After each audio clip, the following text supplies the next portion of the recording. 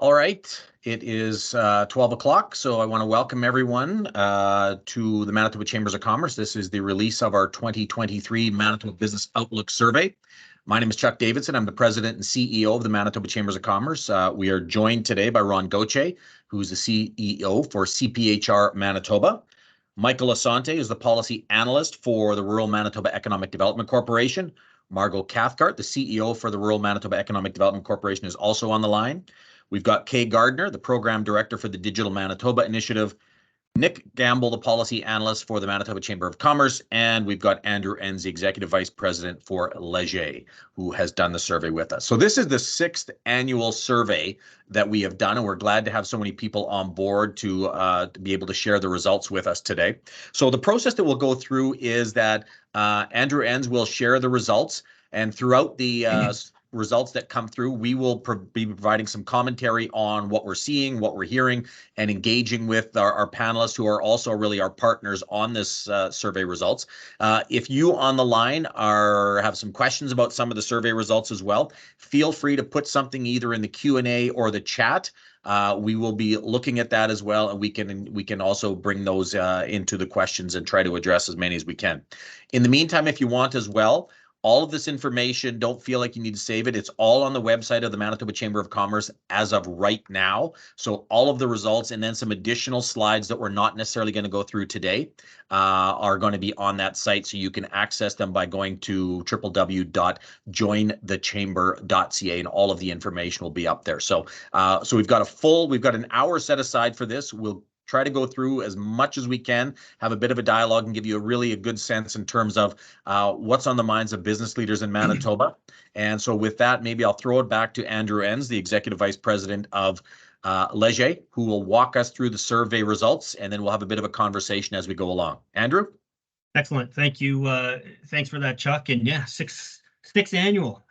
Feels like just yesterday.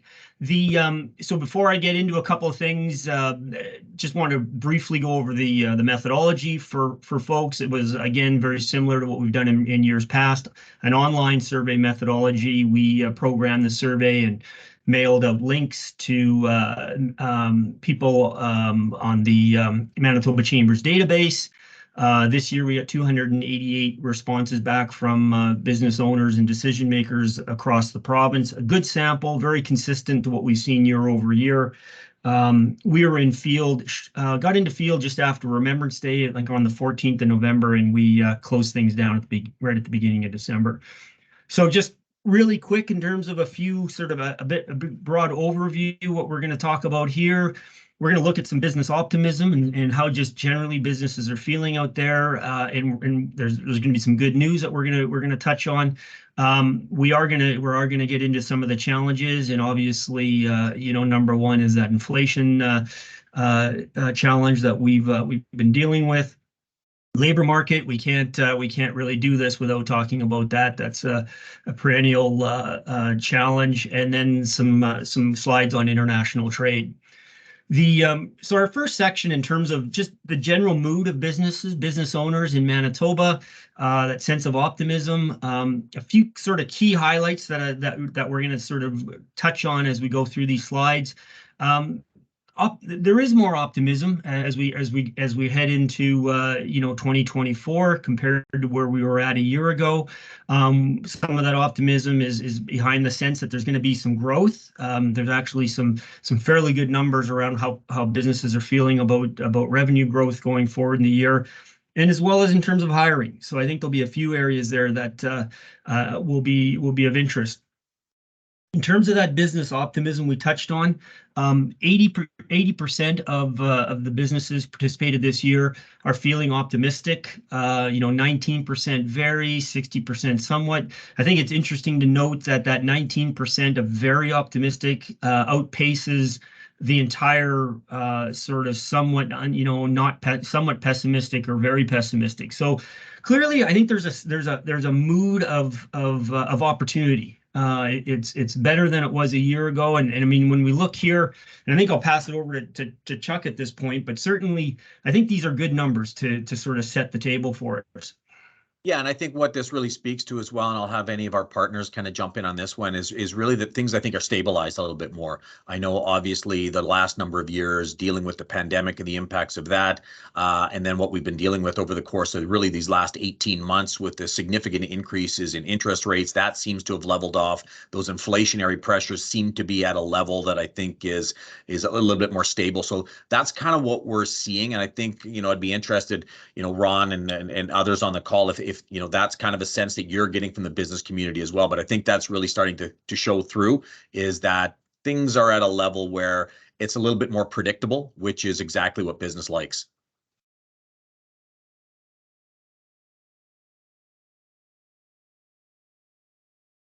So maybe we'll just be moving along, Andrew. Sounds good. As we noted here, that optimism, I think some of that optimism is being fueled by a real positive sense that revenues are going to increase. You see some really strong numbers in terms of 48% feeling that there's going to be at a minimum some moderate revenue growth. Another over 30% unchanged.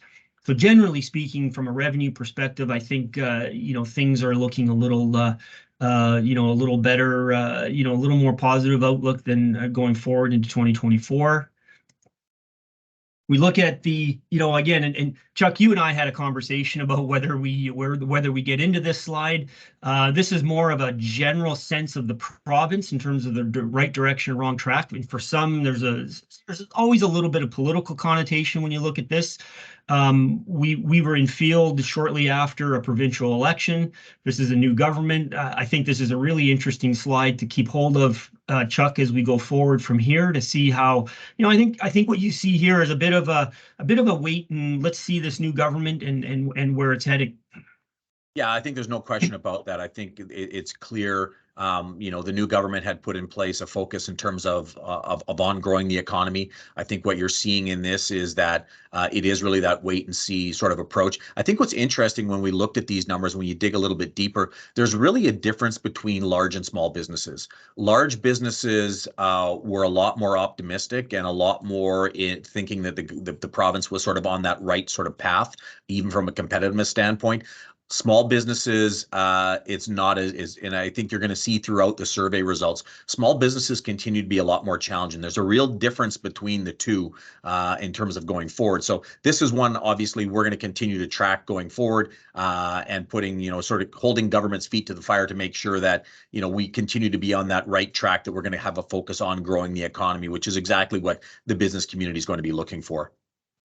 I think the other interesting point, Chuck, just when you talk about differences, I had a quick look at some of our Leger polling that we do nationally pretty regularly, and I think if you flip this question and ask it about how you feel about Canada in terms of right direction, wrong track, shockingly almost the reverse. There's certainly not that same level of optimism with respect to the country compared to what we're feeling currently in the province. Again, staying with that mood of the business owners and decision makers, growth expectations. I think this is another really interesting finding. A number of employees being employed. 31% say they're going to be hiring. 56% going to hold the line, and just less than 10% feel they might be smaller. And I think, again, when we plot this question out over the number of years we've been working together, Chuck, I think this is a really interesting result. Yeah, there's no question about this. It's really that gap that we look at. So those businesses that are looking to remain the same, it's at 56%. But when you look at the number of large and then you subtract the number of smaller, you've got that gap of about 22%. When we look at that, when that difference in that gap in the past, this is the highest it's been since we've done the survey, which is, from an optimism perspective, is good. And I'm sure, Ron, that's what a lot of, you're hearing as well from a hiring perspective, is that businesses are out there from an HR perspective that they're continually looking to hire. Is that not correct? Got to get you off mute though, Ron. That's your first five. That's your first $5. Thanks, Chuck. Yeah, I mean, we're hearing from members that it's still an employee market out there in that regard. Inflation has definitely made it more competitive. It's the larger employers can be more competitive in certain markets than the smaller employers. So the numbers that you just showed definitely speak to that as well. Yeah. And I think even looking at, and I know some recent numbers came out just in regards to unemployment rates and Manitoba, again, sort of leading the pack. It's a great thing from an employee perspective that, and from an average Manitoban perspective, that there's not, there's a lot of jobs that are out there. From an employer perspective, having a low unemployment rate also makes it a bit of a challenge because there's not as many employees out there for the job. So this is a bit of that. You can see businesses are still looking for, if 31% of businesses are planning to hire in the next year and to grow, that's a good sign if you're an employee or an employee looking for work.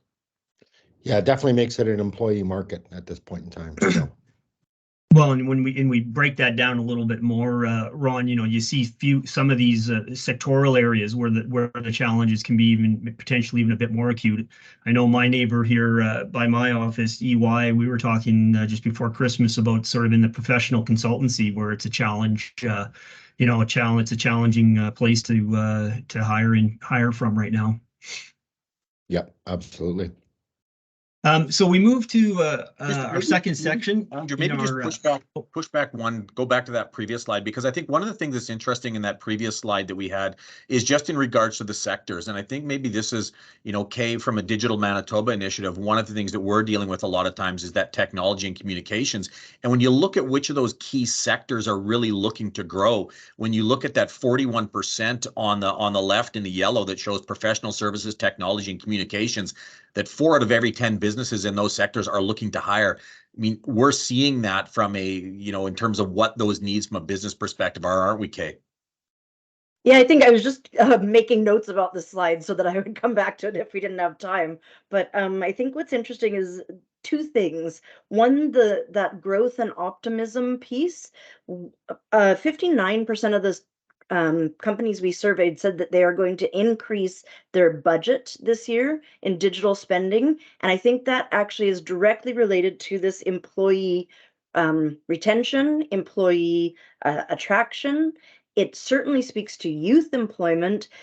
Digitally savvy businesses and those sectors are more interesting to a lot of the young people that we are trying to keep in the province and attract to businesses. And I think something along these lines is an important message, that when we're having conversations with government in terms of where do we need to be making investments in terms of where the workforce of the future is going to be needed, these are good numbers to be able to look at to see here's the industries that are looking to hire. Those are the areas that we need to be making investments in training with the post-secondaries is going to be key for us. Great. So the next section we're going to get into here is, when you reference speaking to government, Chuck. I mean, obviously, this section on business challenges is always important for you to have at your fingertips. And this year probably not too much unlike last year. Inflation, cost pressures, that figures high in terms of businesses. It's definitely a current challenge. It's predicted to be a future challenge, and it's we dig a little bit in terms of how businesses are coping and in terms of dealing with the inflationary pressures. Current business challenges right now.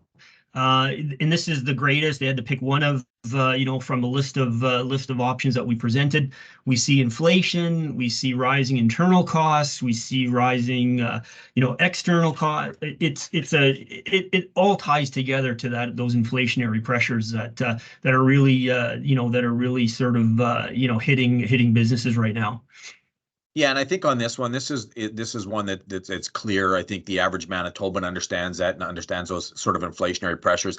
I think what this really shows is that business has not been immune to this whatsoever in terms of those cost pressures, and it's continuing. And you're going to see in some of the data that we're going to show throughout this survey is continue to be the number one issue that they're currently dealing with is cost pressures. The price of everything has been going up. And how businesses are forced to deal with that is absolutely critical. And it's not just a Winnipeg thing. This is across the board thing that we're seeing.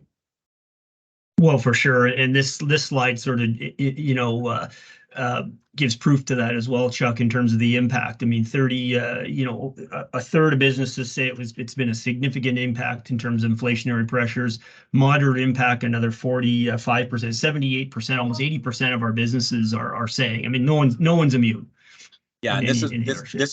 this is the one that really jumped out at me when you're looking at, over the past year on inflation, the impact that has had on businesses. When you're talking about 4 out of every 5 businesses has either said moderate to significant, and there's only 1% that in saying inflation has had no impact on them. So this is something that's impacting businesses. It doesn't matter where you are. It doesn't matter what size you are. Those pressures are impacting, and I'm sure from a rural standpoint as well, Michael. That's something that RMED is hearing from its members as well, and some of the businesses throughout rural Manitoba. Yeah, for sure. Even the current Statistics Canada outlook of rural businesses also found similar results. About 60% of rural businesses are facing inflation issues. So yeah, that's very, very, very true. When we ask about sort of what the future holds, what are the biggest challenges to barriers to growth? Again, we can't get away from the inflationary numbers. 70% are selecting that. Cost of wages, again, not disconnected from inflation.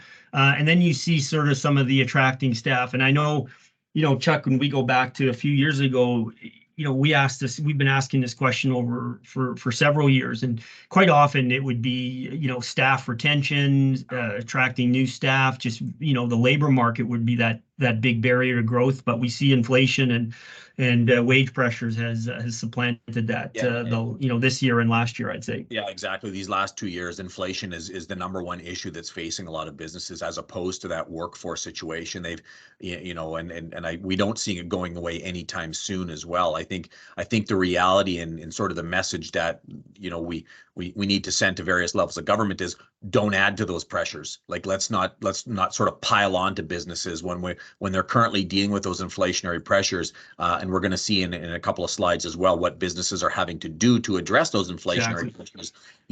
This is a key thing that needs to be on their minds. We get that the impact that it's having on all Manitobans. This is something that, as we mentioned before, businesses is absolutely been impacted by this and having to make some difficult decisions as a result of it. Well, for sure. And here's to what you just talked about. I mean, the decisions. I mean, you've got reduced profit margins. They've had to raise prices. They've reduced internal cost. Spent less on marketing. I mean, all these things. Certainly, and many of them are internal decisions that businesses are trying to take internally to reduce their costs in order to probably not pass on or increase, the price to the consumer. Short term, you can probably get away with it for a bit, but long term, it's definitely not the recipe for health or success. Yeah, I think there's no question about that. I think when you look at of those top 3, reducing those profit margin, reducing internal costs. So businesses are looking in terms of what can we reduce internally first, and again, reducing profit margin. Some might say, well, that business should be.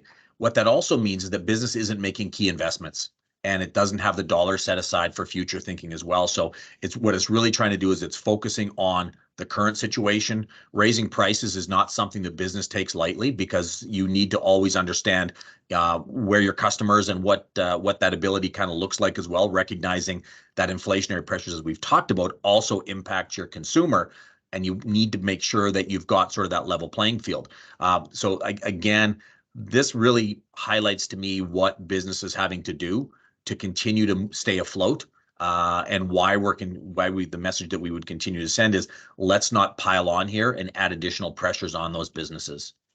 Well, and I'd say it's also important, Chuck, because I mean, a lot of times the media, they like to focus on 1 or 2 sectors, business sectors that have big profits, right? I mean, I know the banks are starting to roll out, some quarter profit numbers that are probably not going to be, terrible. And grocery folks are in the radar. And whatever their situation is, I think the important thing for, message from your end is Manitoba businesses are like they're hurting. They're taking this on the chin to some degree.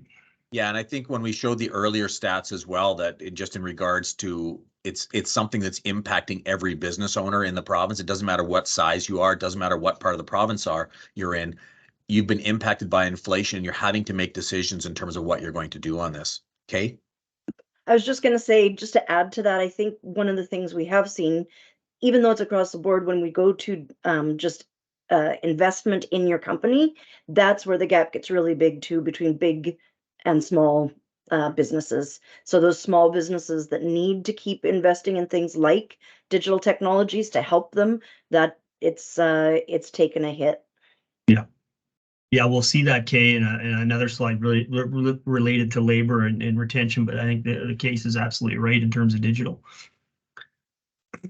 So our next section, we spend a bit of time looking at the labor market situation. Obviously, it's slid down in terms of as a significant issue and barrier for Manitoba businesses, but it hasn't gone away. It's and likely in a year or two it will be back in full force. Unfortunately, we're still struggling in this area in terms of just in terms of progress on addressing skilled labor and the labor shortage. What we're going to see to what Kay just touched on, we're going to see a bit of a disparity between the larger businesses and the smaller business operators. And so I think there's still, this needs to somehow stay part of the mix, I think, from the Manitoba Chamber's perspective. As we touched on, things just haven't changed much. We're pushing 3-4 years now where, that number of who feel it's improved is pretty static at 20 to 25%, and the worst is almost half. So, yeah, again, this is one where we've talked about this in the past, is how do we start moving the dial on this one in terms of addressing some of those needs of, how do we make the situation better for employers in terms of being able to address some of the workforce needs. This is where obviously over the last number of years, we've seen challenges with the pandemic, the importance that we place around education and training, the importance we've placed around immigration, the importance we're placing around, ensuring that we're engaging our Indigenous community into the workforce as well. So there's a whole bunch of elements here that we need to make sure that we've got a focused approach in terms of really understanding what the labor market needs are in Manitoba, which is why I was interested that the past slide that we kind of talked about where showed that, really where the needs are from, whether it's a communication technology, is making sure that we're focusing on some of these areas to make sure that we can start moving the dial on these numbers. And Margot, I'm sure that's what you're hearing as well. Absolutely, we're hearing that. And I just want to reinforce what I think most people on the call probably already know, is that when you look to some of these solutions, which are technology-based, which are innovation-based, we have to deal with the digital divide in rural. And so it compounds in a way that I don't think we fully understand yet in making sure that we're able to find those solutions, because unless they have the connectivity that they need in those rural communities, then they have no option to look at some of these innovative remote AI technology-based solutions. So it becomes very much a compounding problem. And that this just pulled up this slide, just sort of playing a bit off what Chuck mentioned in terms of where what are some of the specific areas, and we see the skilled trades, the sales, but we also start to see in this slide where there's this bit of a difference between the sort of the medium and large businesses. That would be the blue, sort of the turquoise, the blue and green bars at the bottom of the stacked bar charts versus the dark blue orange, which is the small medium sized businesses. You start to see sort of in the manual general labor, you see some distinction. The professional, engineering, accounting, you see the large businesses being a bit more challenged in those areas. Yeah, and again, these are some of those obviously those skilled workers, from a medium and a large. You got 40 and 44% saying that's the most difficulty they're having to fill as well. Again, these are just strong messages in terms of where that training needs to happen, and the competitiveness that's out there, and that it's not just Manitoba competing for this, we're competing with other jurisdictions as well, that we're not, again, immune from this, that the competition for some of those skilled trades, whether it be nurses and doctors would probably be included in that as well, is significant. And, I'm sure, Ron, this is no surprise to you in terms of seeing these numbers or these sectors that we continually see this need for employers that are out there, that HR professionals have been telling us this for years.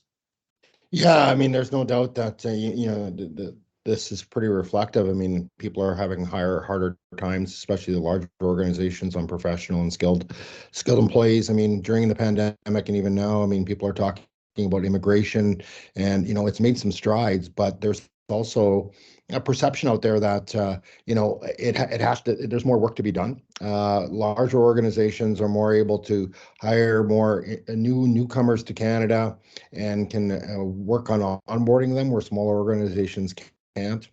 Currently, there's some legislation being proposed in different provinces. In British Columbia, as an example, when it comes to like professional professions, they've identified 18 professions that should loosen their belt a bit and not require Canadian experience to be able to be certified. So CPA, as an example, is being one of them. So and so there's some interesting stuff going on in that regard. Also in Ontario, they're proposing legislation where it would be sort of discriminatory to use Canadian experience as a criteria for hiring. And so this is something new that's on the radar, and these two provinces are a little bit ahead of the curve, but we are hearing that, the need for Canadian experience or sometimes Canadian education is a barrier for new immigrant people to find employment. Yeah, that's bang on, just in terms of some of the potential solutions that exist. And I think that's a great example, Ron, that you've just shared.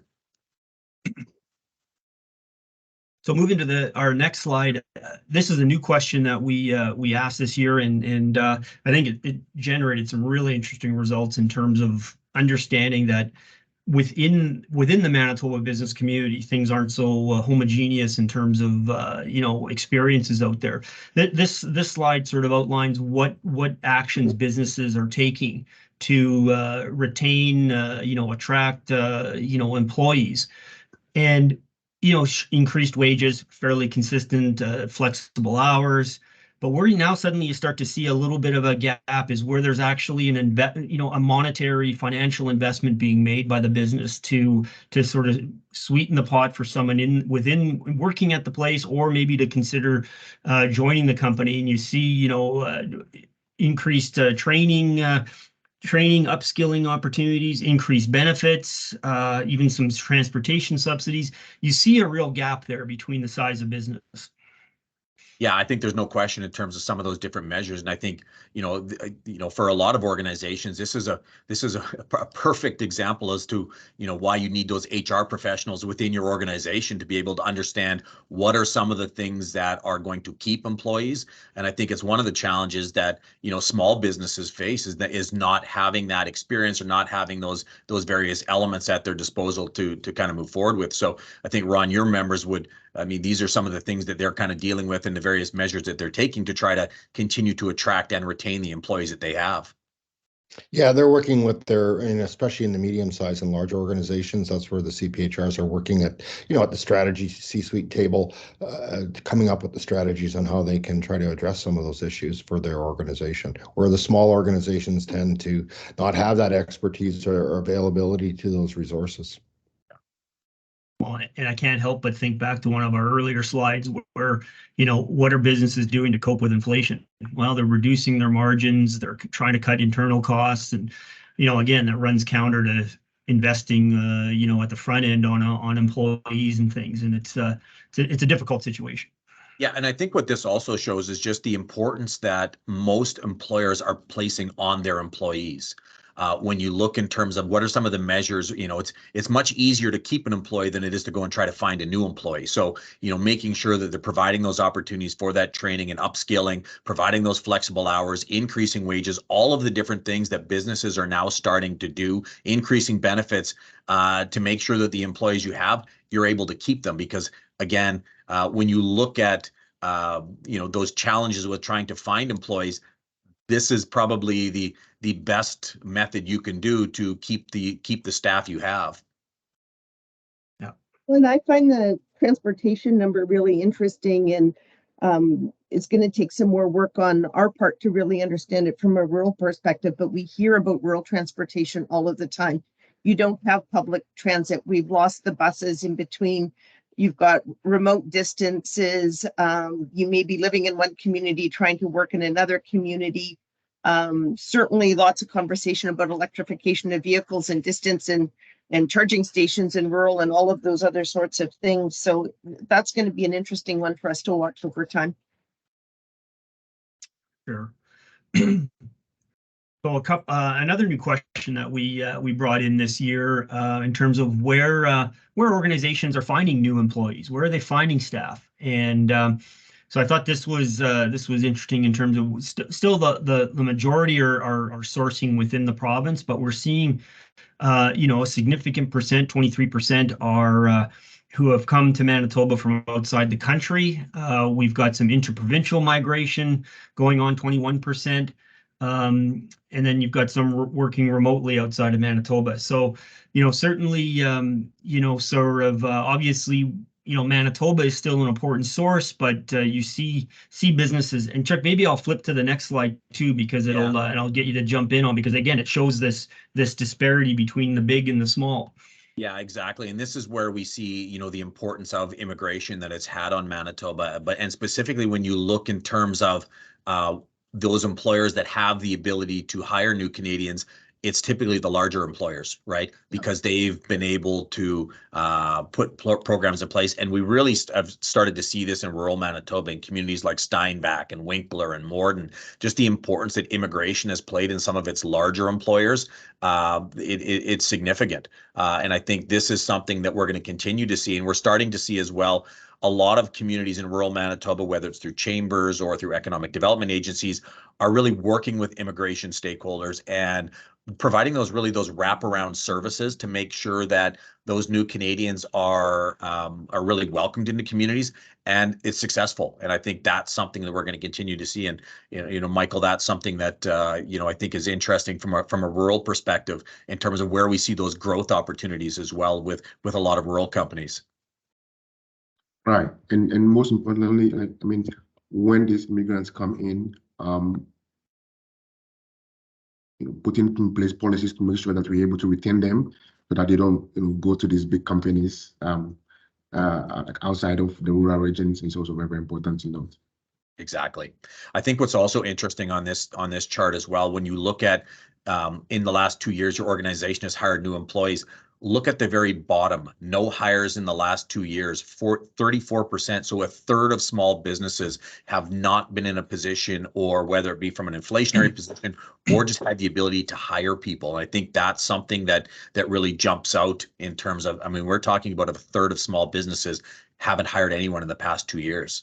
Well, again, going back to that slide, dealing with inflation, you're cutting costs. I dare say there's a lot of owners who are putting a lot more time in the business, beyond what they maybe were 3 or 4 years ago. Yeah.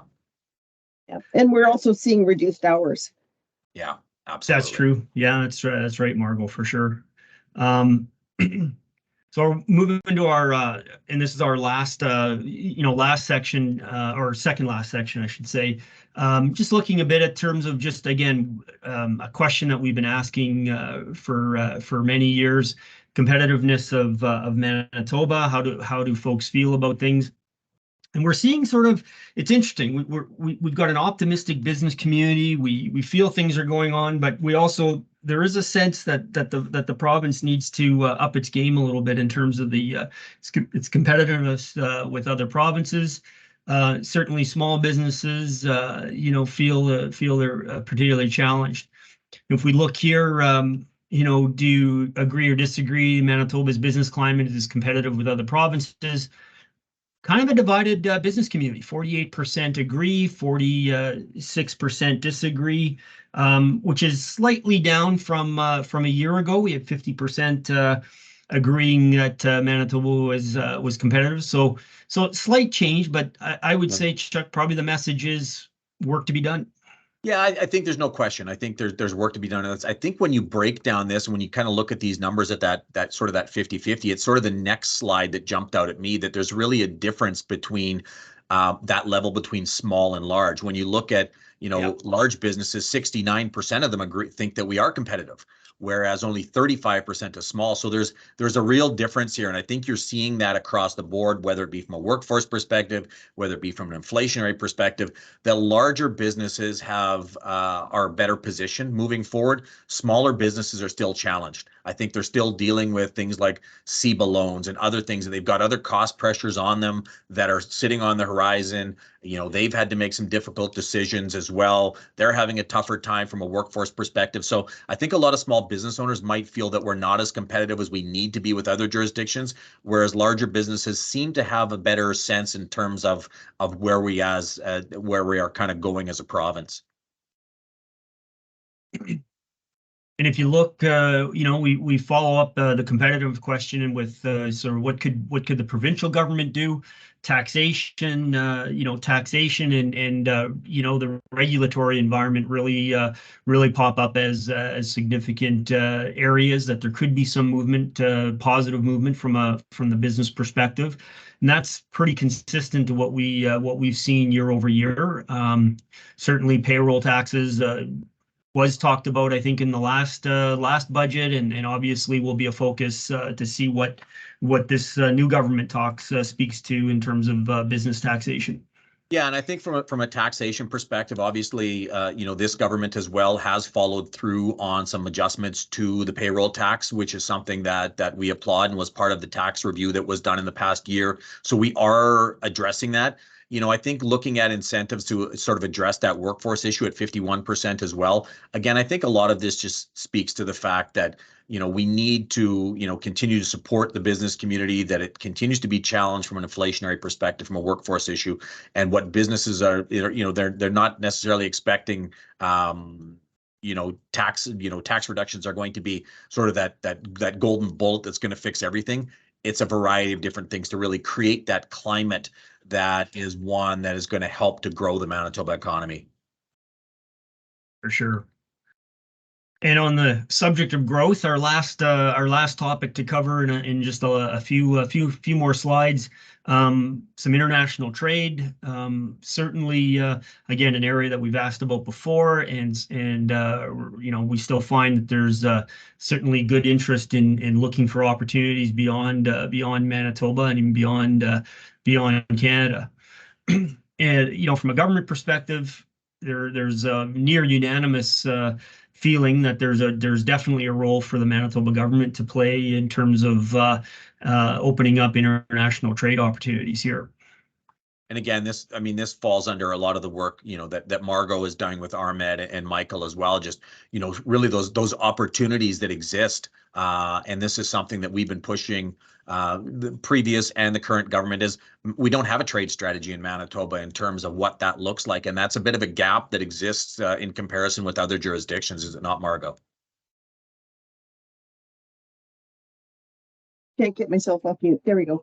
Absolutely, it is something that we hear over and over and over again, is that we're just not as visible in that international trade market. And so it is something that we too would like to see more direction on, and look forward to every opportunity we can to be able to be out and making sure that rural Manitoba is seen as part of the opportunities that are there. With a hidden gem, and we need to make sure that everybody knows about Manitoba. Yeah, and I think, and that's part of the role for organizations like ourselves and many others, is to make sure that we're identifying what Manitoba's advantages are, whether it be critical minerals, whether it be green advantage that we have, and various other things from an agriculture perspective. We need to tell that story, and I think once we do that, I think sort of those economic numbers will continue to increase as well. Absolutely. We followed up on that, what's needed from the government. We asked businesses sort of if they were looking for new export markets, what would be their top 3 areas they look, and we see this has been a pretty consistent sort of pattern of responses over the past number of years. USA, proximity still sort of leads the charge. Europe, and then you see a host of other countries. They're on down the list.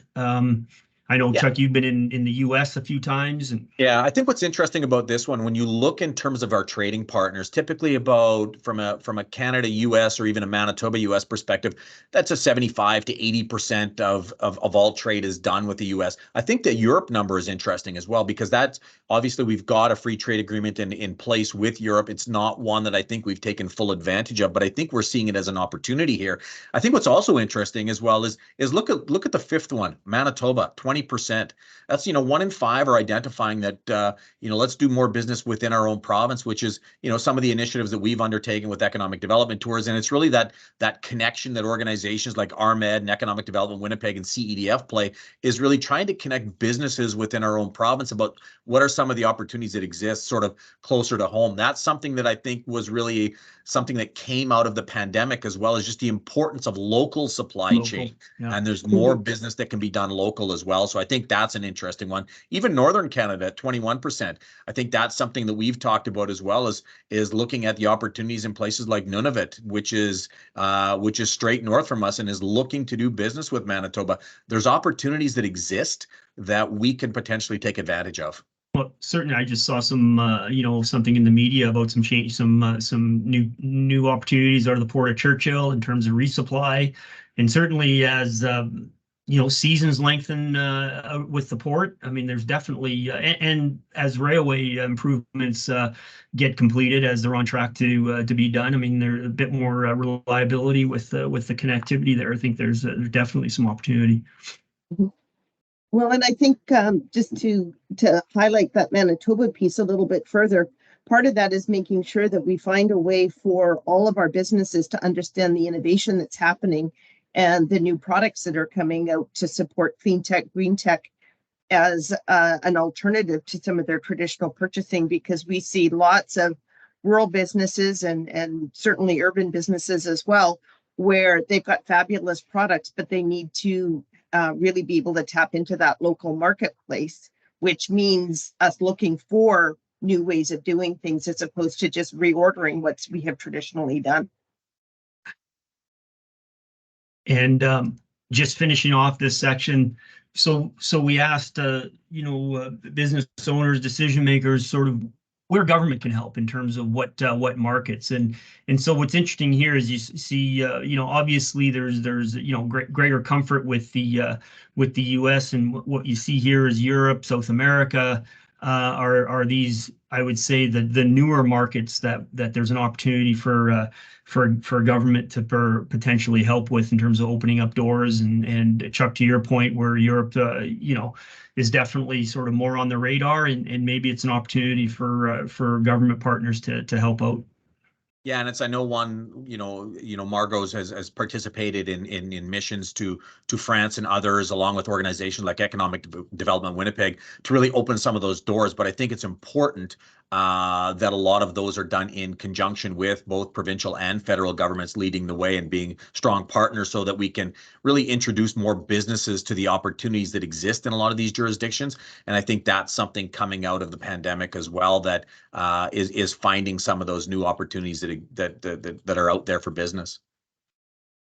And not just before we leave that slide, I think it's also important to note that, with a third of businesses sort of, don't know. I mean, I think there's to someone's comment earlier. I mean, there's constant, communication activity and opening up, sort of making sure businesses understand how to access these opportunities, because I suspect it can be very daunting in terms of taking that first step. And that brings us to the end of our quick overview of the 2023 Manitoba Business Outlook Survey. Well, thanks, Andrew. So maybe what I'll do is I'll just, we'll kind of wrap things up, but we'll provide an opportunity for all of our partners, just just provide some thoughts and some commentary on what sort of jumped out at you from the survey results this year. Maybe we'll start with Ron, the CEO of CPHR Manitoba, in terms of, I mean, you've been with us on this survey, and you've been one of the initial since we've been doing this for the past 6 years. Is there certain things that are sort of jumping out at you that we need to start addressing here in Manitoba? Well, I think the interesting thing is that, one of the first times that that retaining and hiring staff wasn't the biggest challenge for businesses. So I think the inflation, interest rates, and stuff like that is definitely more prevalent and obvious in the survey. The other thing is that the discrepancy between the ability and resources of the larger and medium-sized businesses to the smalls, and so the smalls are struggling there, and we see that in the labor market. I mean, the small businesses, they're tough to be competitive for salaries in an employee market with inflation, and so even though maybe the business owners are doing it themselves, or even if they want to hire, they can't be competitive to hire against some of the larger companies, and that's a challenge. And so, as you made mention, with a low unemployment rate in Manitoba, immigration is a big part of that. And you can see that it's more the larger organizations, again, making stride there in terms of hiring newcomers and having the resources to do that, as opposed to the small businesses that maybe don't have that resources, or maybe less hesitant to hire a new immigrant that doesn't have Canadian experience or education. Yeah. Kay Gardner is our program director with our Digital Manitoba initiative. Is there anything specific that sort of jumps out at you this time around, Kay? I guess the issue is that it's the same, right? Exactly like Ron was talking about, the cost pressures for digitization, for innovation, for things we know we need to be competitive, that's going to larger companies. They're more able to be flexible and do that. And same, it's a double-edged sword, right? You want to be more competitive, being more digitally savvy gets you there, but you can't invest in the technologies. And we are seeing that's not going to change, right? You don't do a one and done for digital investment. So the companies that can continue to invest in their digital posture are the ones that continue to grow. So that's a tough one to keep an eye on, that we need to keep an eye on. Michael Asante, policy analyst with RMED. Anything that sort of jumps out at you? Any kind of final commentary? Yeah, I think we still need to do more work on bridging the digital divide between the urban and rural, because I think that this runs through the results. Currently, in rural Manitoba, about only 40% of our businesses and households have access to 5010 broadband data, and which is the lowest compared to all the other rural regions in Canada. And so I think once we're able to bridge that divide, then we're going to see the effects in all the innovation, technology adoption, and so forth. Margot Cathcart, CEO for RMED. Any final comments?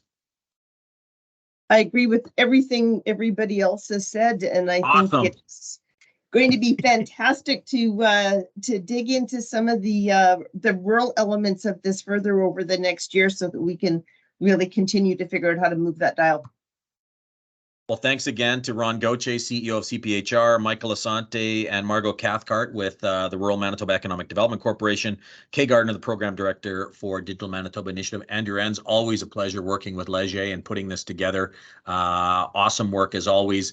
Big thank you as well to Nick Gamble, our policy analyst here at the Manitoba Chamber of Commerce, who dived through a lot of this information, and also Elizabeth Saftiuk, our Vice President of Policy and Government Relations, who I know is watching this with Roman. So hi to them as well. And she had a big role in terms of continuing to put this together. So busy growing our provincial population. We're adding to the population. We're trying to get him, he's 2 months in, we're getting him into the skilled trades as quickly as we can, because that's where the needs are going to be. So again, thank you to everyone for participating. Thank you to those that popped on to watch us kind of go through this information. If you're looking for this information, you want to go through it at your own leisure as well. There's some additional slides that we've added on to the presentation. You simply go to our website at www.jointhechamber.ca. The information is up there now. Go through it. Provide us with any feedback. If there's things that you agree with, if you think, you know what, I've got some solutions as well,